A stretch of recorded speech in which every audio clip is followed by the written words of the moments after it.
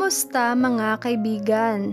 Halina at ating pakinggan ang isang kwento na magbibigay sa atin ng inspirasyon, saya at kilig.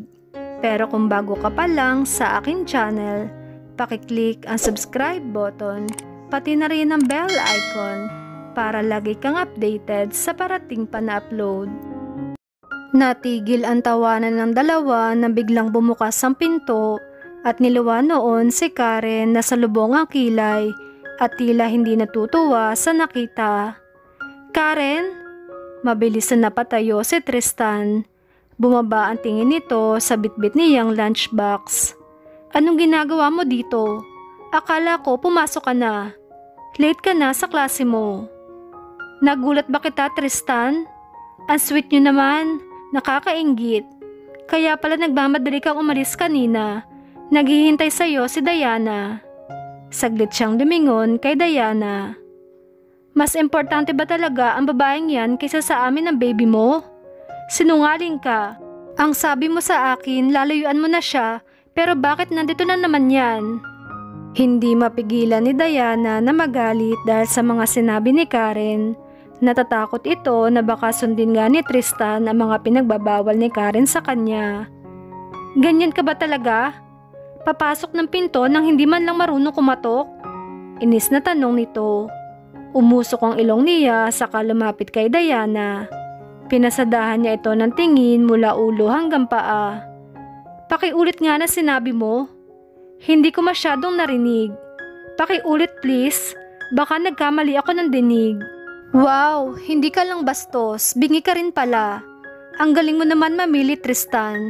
Ugaling kalye. Hindi bagay sa apelyido mo ang hampas lupang babaeng ito. Puno ng pandidiri at panguyam na asar nito. Ang malas mo naman. Ganitong klase ng babae ang papakalala mo sa mga magulang mo. Ew, nakakahiya. Nagpanting ang tenga ni Tristan kay Diana. Tumahimik ka nga. Umalis ka muna. Mag-uusap lang kami ni Karen. Huwag mo nang palakihin ang sitwasyon. Kasalanan ko naman dahil umalis ako sa bahay nang hindi man lang siya sinabayan na mag-agahan. Ang sabihin mo, makitid ang utak ng asawa mo. Ang swerte niya sa iyo, Tristan. Tapos papayag ka na tratuhin ka ng ganyan? Ayoko sa asawa mo, Tristan. Ibalik mo siya sa lugar kung saan siya nababagay, sa squatter.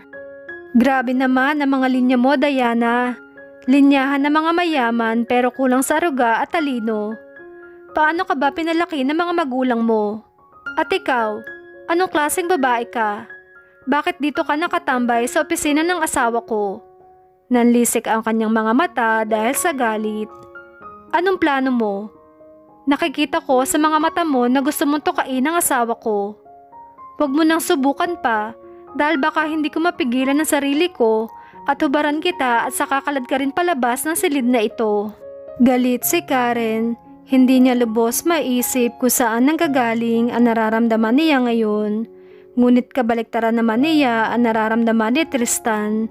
Natutuwa ito dahil nakikita nitong nagsiselos ang asawa. Nagsiselos ka ba sa akin, Karen? Dapat hindi mo na nilandi si Tristan para hindi ka nahihirapan ng ganito. Hindi mo ko mapipigilan. Magkababata kami at alam kong hindi niya susundin ang kagustuhan mo na iwasan ako. Ako ang unang nakilala. Kami ang mag-best friend. Napahalakhak si Karen. Best friend lang ba talaga, Diana? Baka si Tristan, best friend ang tingin sa iyo pero ikaw, gusto mo siyang akinin, di ba? Kaya kung balak mong agawin sa akin ang asawa ko, ngayon pa lang tumigil ka na dahil gagawin kong impyerno ang buhay mo. Pumagit na si Tristan sa dalawa ngunit tinulak lang ito ni Karen dahil naharangan nito si Diana. Karen, tama na please. Hayaan mo na lang siya. Pakiusap nito ngunit hindi pa rin siya nagpapapigil. Muling nagsalita si Diana na nakadagdag sa tensyon sa kanilang tatlo. Ayan Tristan, hindi ka kasi nakikinig sa akin. Pangasar nito. Kumuha ka ng bato para ipukpok sa ulo mo. Napaka-low class mo, Karen. Nakakahiya ka. Huwag mo siyang harangan, Tristan. Inis na sabat ni Karen bago bumaling kay Diana. At ikaw, anong itatawag ko sa'yo? Hindi ka lang malandi, mata pobre ka pa. Kung makatawag ka ng hampas lupa, akala mo hindi ka nakatapak sa lupa. Layuan mo ang asawa ko at wag na wag kang lalapit pa sa kanya. Padaskol niyang tinitigan ang kanyang asawa. At ikaw, binabalaan kita. Kapag nakapagkita ka pa sa malanding yan, hindi ako magdadalawang isip na iwanan ka. Hindi ako nagbibiro. Gagawin ko ang sinabi ko. Relax, magkaibigan lang kami ni Diana. Wala kang dapat na ikagalit. Hoy babae, sino ka ba para utusan si Tristan na iwasan ako? Akala mo ba hindi ko alam ang tungkol sa kontrata ninyo? Ang kapal na mukha mo para mag-demand, binili ka lang naman ng pera. Tinaparan ka lang ng pera, kaya wala kang karapatang humiling na kahit na ano sa kanya. At isa pa, hindi kanya mahal, at alam mong isa ka lang na contract wife. Naiintindihan mo ba? Wala kang pinagkaiba sa mga babaeng bayaran. Diana, shut up! Umalingaw-ngaw ang malakas na tinig ni Tristan sa buong silid. Sumusobra ka na. Baka nakakalimutan mong asawa ko yung binabastos mo. Walang katotohanan ang lahat ng sinasabi mo sa kanya. Kaya bago pa ako makalimot, umalis ka na dito. Sigaw nito kay Diana. Bakit sa akin ka nagagalit? Wala akong ginagawang mali. Ang saya pa lang natin kanina, pero ginulo tayo ng fake wife mo. Ngunit hindi nagpapigil si Karen. Oo, Diana, naiintindihan ko at hindi ko nakakalimutan yon. Hindi ako pokpok gaya ng sinasabi mo dahil asawa ko ang nakauna sa akin. Mas bagay sa'yo ang salitang yon at kahit anong gawin mo, kabit ka lang. Hindi mo maaagaw ang posisyon ko sa buhay ni Tristan. Hanggat kasal kaming dalawa, mayroon akong karapatan para mag-demand. Karapatan ko rin magsampa ng kaso kapag nahuli kitang nilalandi ang asawa ko. Mas nakakahiya ka. Mas mabaho ka pa sa patay na daga. Huwag mo kong paandaran, Diana, dahil kaya kong higitan ang kademonyohan mo.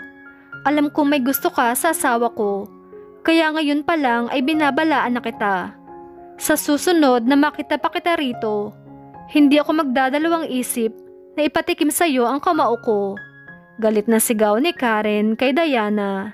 Hindi na niya mapigilan pa ang bibig na magsalita ng ganon, gayong siya naman ang unang pinagsalitaan nito ng masama. Sino ka para pagsalitaan ako ng ganyan? Hampas lupa ka lang. Diana, enough! Umuwi ka na. No, kailangan turuan ng leksyon ng babaeng yan. Sigaw ni Diana. Ngumisi si Karen. Tinatanong mo ako kung sino ako? Ako lang naman ang asawa na lalaking nilalandi mo. Kaya umayos ka kung ayaw mong ipahiya kita sa publiko. Dinuro pa niya si Diana. Tandaan mo ang sinasabi ko. Layuan mo ang asawa ko. Inayos niya ang sarili saka mabibilis ang yabag na tinungo ang pinto. Nahuli pa niya si Myla sa labas na mukhang nakikinig sa kanila. Pabiro niya itong pinalo, saka inabot ang bitbit niyang lunchbox na para sana kay Tristan. Sa'yo na yan, Myla. Huwag ka na magtanong kung ano nangyari sa loob, dahil mukhang narinig mo naman lahat, di ba? Hindi ka naman siguro bingi. Pangaasar niya sa kaibigan. Napakamot na lang ito sa ulo. Ikaw naman, Karen, sorry na. Nag-aalala kasi ako sa'yo. Pero salamat naman dahil palaban ka. Bilib na ako sa tapang mo. Proud ito sa ginawa ni Karen, lalo na't alam niyang tama lang ang ginawa ng kanyang kaibigan.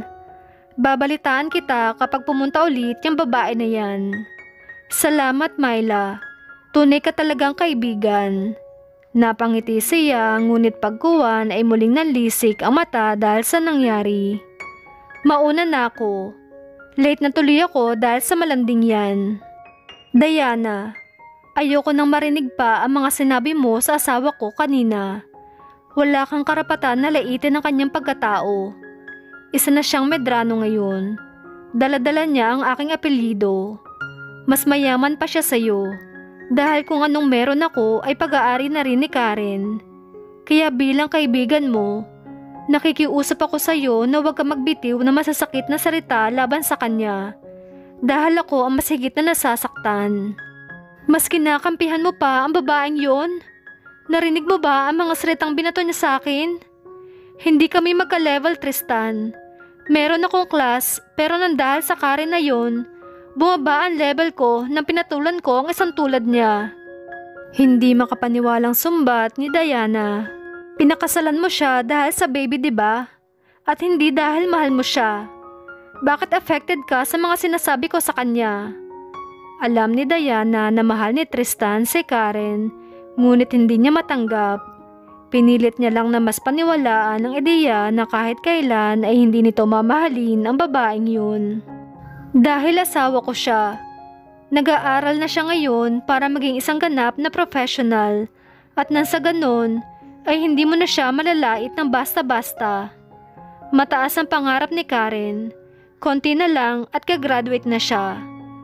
Ako ang isa sa pinakamasaya kung magkaroon na siya ng diploma. Alam mo kung bakit, Diana? Hindi ito nakasagot at nanatili na lamang na nakatingin sa kanya. Dahil pangarap niya yon at masaya ko dahil isa ako sa dahilan kung bakit nakamit niya ang kanyang pangarap. Mahal mo ba si Karen? Sagutin mo ko. Mahal mo na ba siya? Mapaklang tanong ni Diana. Kitang-kita ko sa mga mata mo ang totoo at talagang kinampihan mo pa siya kaysa sa akin. Nasaktan niya rin ako. Bakit sa kanya ka lang concern? Sunod-sunod na nagsilaglagan ang luha ni Diana dahil sa sobrang selos. Dahil asawa ko siya, Diana. Ama ako ng batang dinadala niya kaya concern ako sa kanya. Hindi pa ako sigurado sa nararamdaman ko para sa kanya, pero mahalaga siya sa akin. Kaya nakikiusap ako sa iyo, iwasan na natin ang isa't isa. Ayokong magalit siya sa akin at ilayo ang bata. Malungkot na tura ni Tristan. Umalis ka na, Diana. Kailangan na nating magpaalam sa isa't isa. Magkaibigan pa rin naman tayo, pero hindi na tayo pwedeng magkita. No, hindi ko matatanggap. Bulalas ni Diana nang marinig at sinabi ni Tristan. Asawa mo lang siya sa papel pero hindi mo siya mahal, di ba? Umaasa ako sa mahabang panahon na susuklian mo rin ang pagmamahal ko, pero bakit ganito ang ginawa mo sa akin? Tristan, tingnan mo naman ako bilang girlfriend mo.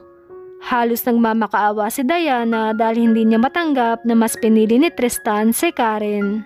Kahit labis ang sakit na nadarama ni Diana ay wala na itong magagawa dahil buo ng desisyon ni Tristan na layuan ito. Kinuha na niya ang bag saka nagmamadaling naglakad palabas ng opisina, ngunit hinabol pa rin siya ni Diana. Hinarang nito ang daan at malakas na sinarado ang pinto. Tristan, please, hindi ko kayang mawala ka sa akin. Kahit patago na lang tayo. Hindi na ako pupunta rito sa opisina mo. Sinubukan itong haplusin ang mukha ni Tristan, ngunit mabilis din itong umiwas. Tristan, tumingin ka sa mga mata ko. Maawa ka sa akin. Mahal na mahal kita. Tingnan mo naman ako, please. Sinunggaba ni Diana ng halik si Tristan. Hindi lang simple at mabilis na halik dahil marahas at agresibo yun. Naging malikot ang kamay niya hanggang sa unti-unting natatanggal na ang damit nito. Dinampian niya ng halik ang matikas nitong dibdib, ngunit nagulat siya nang itulak siya ni Tristan palayo. I'm sorry, pero hindi ko kaya makipagtalik sa babaeng hindi ko naman mahal. Tama na, Diana, huwag mong ibaba ang sarili mo. Napapahiyang napahugulhol si Diana. Ano sinabi mo? Hindi ka makikipagtalik sa babaeng hindi mo mahal? E di lumabas din ang totoo. Hindi lang bata ang dahilan kung bakit pinakasalan mo ang Karen na yon, kundi dahil mahal mo siya. Sagutin mo ko, mahal mo siya, di ba? Sinuntok-suntok pa nito ang dibdib ni Tristan, ngunit mabilis ding natigil nang hawakan ni Tristan ang kanyang mga kamay. Oo, mahal ko siya. Mahal na mahal ko si Karen. Ginawa ko ang lahat dahil mahal ko siya at gusto kong akin lang siya. Ayoko mapunta siya sa ibang lalaki, kaya ko siya pinakasalan. Hindi na nakatiis si Tristan at sinabi na ang totoo kay Diana. Kung ito ang paraan para lumayo ang dati niyang kaibigan ay gagawin niya. Pinalabas ko na under contract lang ang relasyon namin, pero ang totoo ay ayoko mapunta siya sa iba. Kaya simula ngayon, layuan na natin ang isa't isa. Hindi niya hinintay pa ang sagot nito at basta na lamang lumabas ng opisina. Anak, anong meron ba sa inyo ni Tristan? Bakit hindi siya dito tumira sa bahay? 3 buwan na yan tiyan mo. Kailangan nandito siya para malagaan at makasama kayo ng baby mo. Nagdududang tanong ni Nanay Divina nang mapansin sa ibang bahay na tutulog si Tristan. Nay, yun po ang gusto ko. Ayoko makita siya dito sa bahay.